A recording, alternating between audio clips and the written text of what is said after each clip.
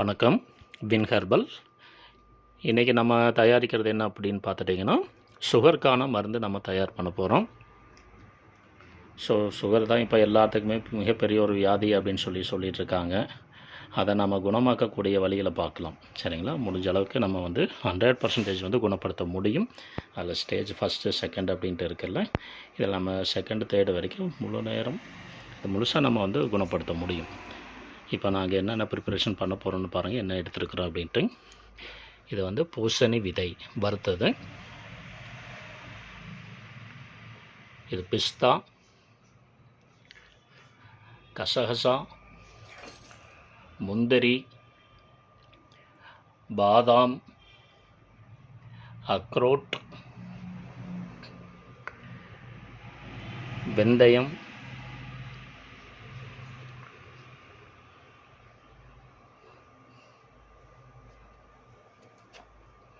இது நெகாப்பழம் சொல்கிறோம்ல, அதோட பவுடர், அதோட விதை இருக்குல்ல, விதையை வறுத்து அதிலிருந்து எடுத்து பொடி பண்ணினது. இது சீந்தில் கொடி பவுடர், இது சிறு குறிஞ்சான், இது பரங்கி பட்டை,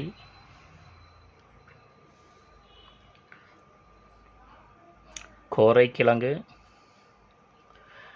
அஸ்வகந்தா, தண்ணீர் விட்டான் கிழங்கு. இது கூட நாங்கள் மறுபடியும் என்ன பண்ணுறோம் அப்படின்னு பார்த்துட்டிங்கன்னா, நெல்லிக்காய் பவுடர், ஆவாரை பவுடர், தென்னம்பாளை பவுடர், மூக்கிரட்டை, இது எல்லாமே நம்ம சேர்த்துறோம். இது எதுக்காக அப்படின்னா, சுகர் வந்தவங்களுக்கு பார்த்துட்டிங்கன்னா அவங்கள உடம்பில் இருக்கிற எல்லா சத்துமே வெளியேறிடும். அதாவது அவங்களுக்கு இருக்கிற ப்ரோட்டீன், இந்த ப்ரோட்டீன் அவங்க யூரினில் இருக்கிறப்போ அந்த யூரினோடு சேர்ந்து வெள்ளையை அப்படி போயிடும், நுரையாக வரும், வாசம் அடிக்கும், அந்த மாதிரியெல்லாம் ஆகும். அப்போ அவங்களுக்கு அந்த இழந்த அந்த ப்ரோட்டீன் இருக்குல்ல, ப்ரோட்டீன் அவங்களுக்கு நம்ம உடம்புக்கு கொடுக்கணும்.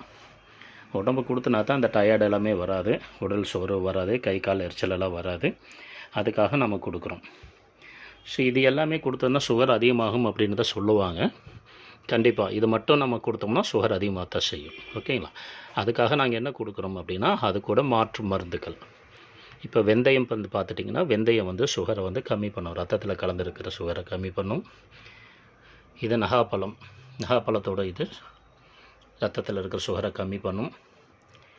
சீந்தில் கொடி, இந்த சீந்தில் கொடி நம்ம அளவாக போடணும். மற்றது எல்லாமே ஒரு 100 கிராம் போடுறோம் அப்படின்னா, சீந்தில் கொடியும் இந்த சிறு குறிஞ்சான் அப்படின்றதையும் நம்ம கம்மியாக தான் சேர்த்தணும். மற்றதெல்லாம் 15 கிராம் சேர்த்துறோம் அப்படின்னா, சீந்தில் கொடி 10 கிராம் சேர்த்தணும். இது சிறு குறிஞ்சான் பார்த்தோன்னா 5 கிராம் தான் சேர்த்தணும். ஏன்னா இது எல்லாமே கசப்பு தன்மையுடையது. இது சுகர் உடனடியாக கண்ட்ரோல் பண்ணக்கூடியது. சரிங்களா? இப்போ இது எல்லாமே நம்ம உடம்புக்கு தேவையான பலத்தை கொடுக்கறதுக்காக இது எல்லாம் கொடுக்குறோம்.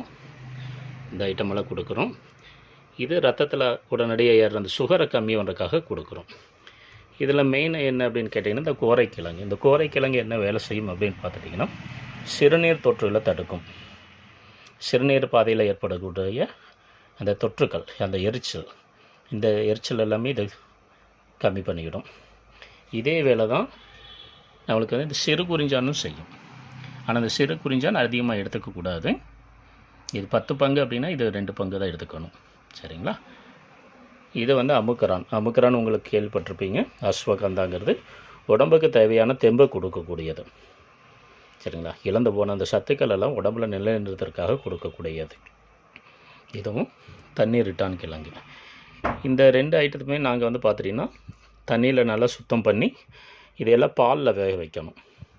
ஏன்னா பாலில் வேக வைக்கலை அப்படின்னா இதுவும் கசப்பு தன்மை. அப்போ நம்ம சாப்பிட முடியாத அளவுக்கு எல்லாமே அந்த கசப்பாக இருக்கிறப்போ இது மருந்தை உட்கொள்கிறவங்களுக்கு என்ன ஆகும் அப்படின்னா, ஒரு சலிப்பு தட்டிடுது. என்னடா இவ்வளோ கசப்பாக இருக்குது, இது எப்படிடா சாப்பிட்றது அப்படின்ற மாதிரி ஒரு சலிப்பு தட்டும். சரிங்களா? ஆனால் இருந்தாலும் இதை எல்லாமே மட்டுப்படுத்துறதுக்கான, அந்த கசப்பு தன்மையை மட்டுப்படுத்துறதுக்காக நம்ம இதெல்லாம் சேர்த்துறோம். உடம்புக்கு பயனளிக்கக்கூடியதும் கூட. சரிங்களா? இது கூட மற்ற மருந்துகளெல்லாம் இருக்குது, எல்லாமே கலப்போம். சரிங்களா? இந்த சுகர் வந்தவங்களுக்கு என்ன பண்ணணும்னா, உடம்பில் இருக்க எலும்பு மஜ்ஜைக்குள்ளே இருக்கிற சத்துக்கள் எல்லாமே வெளியில் வந்துடும். இப்போ அவங்களால எதுவுமே பண்ண முடியாது, அந்தளவுக்கு சோர்வாக இருப்பாங்க. எப்போ பார்த்தினாலும் ஒரு பதட்டம், எரிச்சல் அதே மாதிரியே தான் இருக்கும். வேலையில் ஒரு இன்ட்ரெஸ்ட் இல்லாமல், சாப்பிட்றதுல இன்ட்ரெஸ்ட் இல்லாமல் இப்படியே தான் இருக்கும். ஸோ அது எல்லாமே இதை வந்து நம்ம நிவர்த்தி பண்ணுவோம். ஓகேங்களா? இது என்ன அப்படின்னு, இந்த பொருள் எல்லாமே உடம்பை இளைக்குது பாருங்கள், அவங்களுக்காக கொடுக்கக்கூடியது. சுகர்லேயே 2 வகை 4 வகை இருக்குது. சரிங்களா? மெயினானது மட்டும் நான் சொல்கிறேன். இதில் வந்து உடல் இளைப்பு, உடல் இளைச்சிட்டே இருக்கிறாங்களா அவங்களுக்கான மருந்து தான் இது. ஓகேங்களா? இது வந்து இன்னொரு வகையான சுகர் வந்தவங்களுக்கு என்ன, உடம்பு வந்து அவங்க குண்டாகிட்டே இருப்பாங்க. ஆனால் உடம்புல அவங்களுக்கு எல்லா இதே பாதிப்புகள் தான் இருக்கும். நான் இருந்தாலும் உடம்பு வந்து வெயிட் அதிகமாகிட்டே இருக்கும். அது எல்லாமே பார்த்தோன்னா நீர் அதிகமாக உடம்புல ஏறிட்டே இருக்கிறதுனால வரக்கூடியது.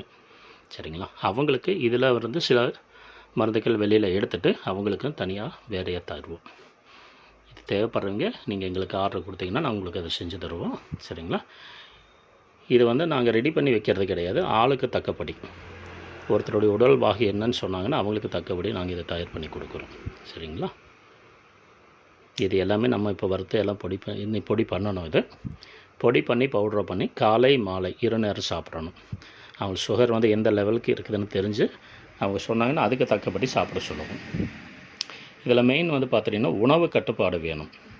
சரிங்களா? சித்த முறைப்படி நம்ம செஞ்சுட்டுருக்கிறதுனால இந்த மருந்து போய் உடம்பில் வேலை செய்யணும். சரிங்களா? மருந்து மட்டுமே வேலை செய்யணும்னு கேட்டிங்கன்னா வேலை செய்யாது. நீங்கள் சாப்பிடக்கூடிய உணவு, அந்த உணவு பொருளும் அந்த மருந்து வேலை செய்கிறதுக்கு தயாராக இருக்கணும். அதுக்காக தான் சித்த மருத்துவத்தில் என்ன சொல்கிறாங்கன்னா பத்தியம் அப்படிம்பாங்க. சரிங்களா? அந்த பத்தியம் எதுக்கு அப்படின்னா இந்த மருந்துக்கு சப்போர்ட் பண்ணுற உணவுகள் மட்டும்தான் எடுத்துக்கணும். சரிங்களா?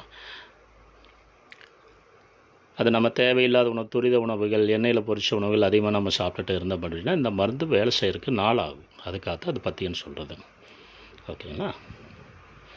நீங்கள் முறைப்படி என்னென்ன நம்ம சாப்பிட சொல்கிறோமோ அதை மட்டும் நீங்கள் சாப்பிட்டு வந்தீங்கன்னா கண்டிப்பாக 6 மாதத்தில் உங்களுக்கு வந்து அந்த சுகர் கண்ட்ரோலில் வந்து மறுபடியும் உங்களுக்கு கணையம் வந்து வேலை செய்ய ஆரம்பிச்சிடும். சரிங்களா? இந்த சீந்தில் கொடியெல்லாம் பார்த்துட்டிங்கன்னா உடம்புல அந்த இரத்த செல்கள், இரத்த தட்டுக்கள், அதுக்கு தேவையான சத்துக்களை எடுத்து கொண்டுட்டு போகிறது தான் இந்த சீந்தில் கொடியோடைய வேலை. சரிங்களா? பீட்டா செல்கள் அப்படின்னா பீட்டா செல் வந்து உற்பத்தி பண்ணி கொடுத்தோம். ஆக்சுவலாக கணையத்தில் வந்து பார்த்துட்டிங்கன்னா அதுக்கு இன்சுலின் ஊசி போடுறது வந்து இன்சுலின் போய் அங்கே வேலை செய்யாது. கணையத்திலேருந்து இன்சுலின் சுரக்கிறதுக்காக போடக்கூடிய ஊசி தான், மாத்திரை தான் இன்சுலின் அப்படின்னு சொல்கிறாங்க.